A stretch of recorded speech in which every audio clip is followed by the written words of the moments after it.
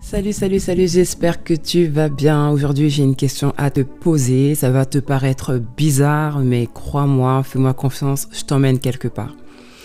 La question que j'ai à te poser, c'est où est-ce que tu habites? Non, t'inquiète, je te demande pas ton adresse postale, je te demande juste où est-ce que tu habites dans ta tête. Où est-ce que tu habites dans tes finances? Où est-ce que tu habites dans ta vie sentimentale? Où est-ce que tu habites dans ta vie spirituelle? Tu sais, la plupart du temps, on pense que tout va bien parce que on montre aux gens que tout va bien. Mais au fond, ça ne va pas. Donc, où est-ce que tu habites? Est-ce que tu habites dans un cimetière? Ou est-ce que tu habites dans un jardin potager? Dans un cimetière, on sait qu'il n'y a pas de vie. C'est justement là qu'on fait nos derniers au revoir aux personnes qui sont passées de vie à trépas. On sait que dans un cimetière, il y a des pierres tombales et il y a des fleurs pour décorer ces pierres tombales, pour décorer ces tombes. Maintenant, ces fleurs, malgré leur beauté et leur fraîcheur, surtout des premiers jours, finissent par faner, finissent par sécher et ne plus être utiles à rien du tout. Elles perdent de leur beauté. Et ce qui se passe, c'est qu'on les remplace. Maintenant, ces fleurs cachent quelque chose. Ces fleurs cachent la douleur, la déception, la disparition, le manque, l'absence d'une personne. Est-ce que tu penses que tu habites dans un cimetière? Dans ta vie amoureuse, par exemple, est-ce que tu habites dans un cimetière? Est-ce que tes fleurs cachent les infidélités, les coups et les blessures, la violence psychologique, les blessures émotionnelles, la maltraitance?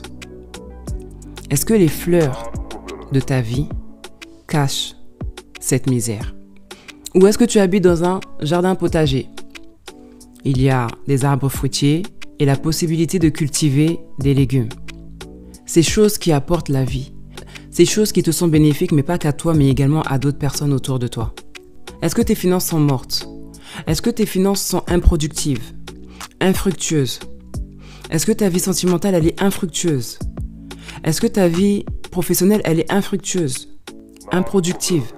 Il est important aujourd'hui de savoir où est-ce qu'on est, pour pouvoir savoir donner une direction à sa vie. Tu ne peux pas continuer à marcher comme un zombie dans ce monde. Les jours avancent.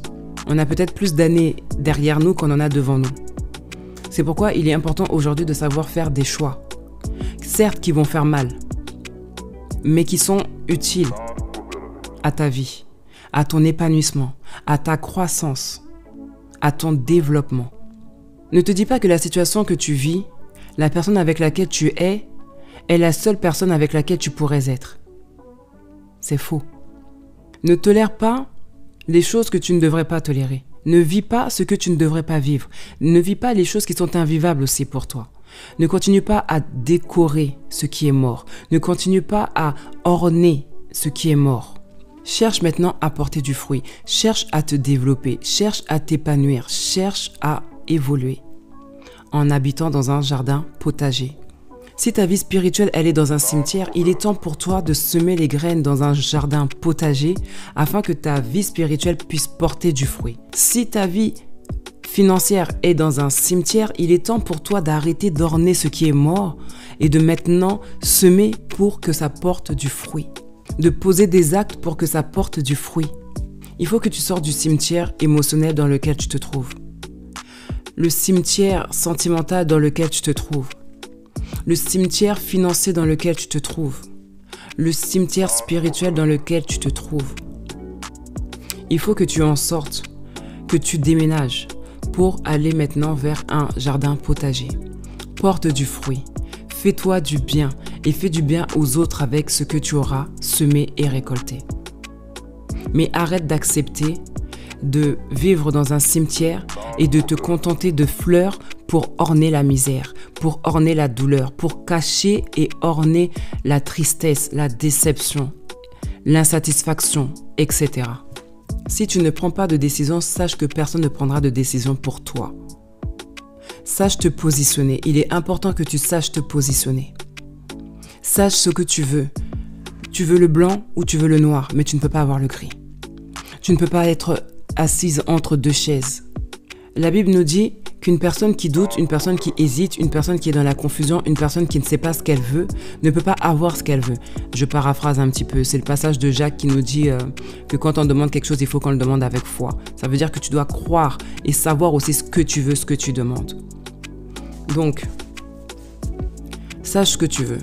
Et si la situation dans laquelle tu es aujourd'hui, tu n'en veux pas, elle ne te plaît pas, elle ne te satisfait pas, sache qu'il y a des choix qu'il va falloir que tu fasses et que personne ne fera à ta place.